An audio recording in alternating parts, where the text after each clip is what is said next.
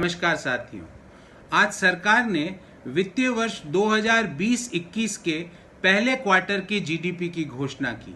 ध्यान रहे 1996 से जब से क्वार्टरली जीडीपी के घोषणा का आरंभ किया गया, जब से लेकर आज तक ये जीडीपी की सबसे बड़ी गिरावट है।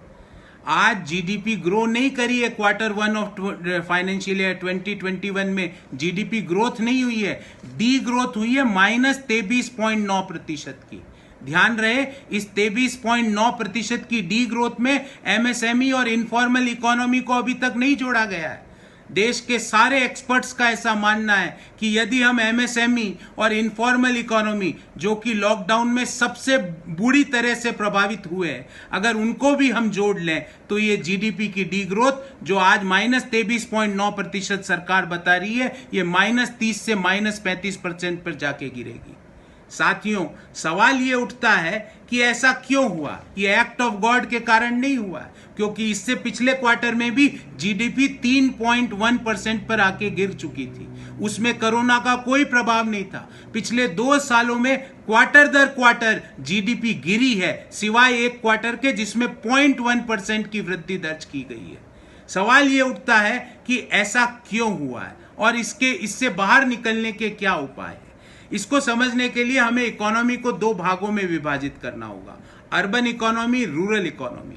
अर्बन इकोनॉमी में सेंटीमेंट्स के, पॉजिटिव सेंटीमेंट्स का बहुत बड़ा अभाव है। लोगों की नौकरियां जा रही है, सर्विस सेक्टर डीग्रो कर रहा है, लोगों की सैलरी में कटौती की जा रही है। वहां पे पॉजिटिव सेंटीमेंट्स का संचार करना पड़ेगा।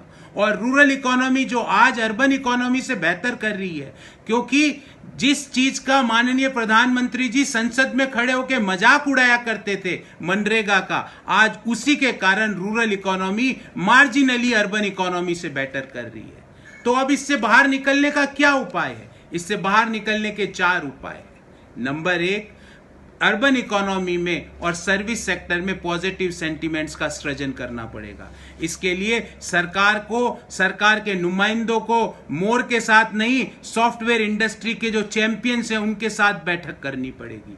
उनको कॉन्फिडेंस में लेना पड़ेगा। कैसे नई जॉब्स का क्रिएशन होगा सर्विस सेक्टर में, इसका ब्लूप्रिंट देना होगा देश को। और जो जॉब लॉस हुआ है उन लोगों को डायरेक्ट कैश सपोर्ट करके एक पॉजिटिव कम्युनिकेशन देना पड़ेगा। दूसरा, रूरल इकोनॉमी में लॉन्ग टर्म सॉल्यूशंस आपको डिजाइन करने पड़ेंगे। उसके लिए आपको इकोनॉमिस्ट्स की बात करनी पड़ेगी, किस तरह रूरल सेक्टर में इन्वेस्टमेंट को बढ़ाया जाए, public investment as well as private investment को किस तरह रूरल सेक्टर में डालने के लिए प्रेरित किया जाए, इसकी योजनाएं बनानी पड़ेगी। नंबर 3 बात, जो एमएसएमई सेक्टर है उसको लोन की खुराक नहीं, हैंड होल्डिंग की जरूरत है। उसको लिक्विडिटी देनी पड़ेगी, उसको कैश सपोर्ट देना पड़ेगा, क्योंकि ध्यान रहे एमएसएमई का जीडीपी में कुल योगदान लगभग 30 से 35% के बीच है। और नंबर 4, मैन्युफैक्चरिंग सेक्टर के लिए एक कॉम्प्रिहेंसिव योजना लानी पड़ेगी। वो शेर वाली मेक इन इंडिया नहीं, क्योंकि वो शेर तो चीन की गलियों में घूम रहा है। ऐसी योजना जिससे मैन्युफैक्चरर्स को कुछ इंसेंटिव मिले, उनको लेबर मुहैया करानी पड़ेगी। और लेबर मुहैया कराने के लिए जो माइग्रेंट्स गांव की ओर जा चुके हैं उनको वापस पॉजिटिव संचार देना पड़ेगा। उनके खातों में डायरेक्ट कैश ट्रांसफर करके उनमें एक पॉजिटिविटी भरनी पड़ेगी। जब भी कंजम्पशन बढ़ेगा, जब भी डिमांड बढ़ेगी और उस डिमांड के लिए सप्लाई बढ़ेगी। अन्यथा ये माइनस का सिलसिला क्वार्टर दर क्वार्टर चलता रहेगा। मैं सरकार से विनती करता हूं कि आप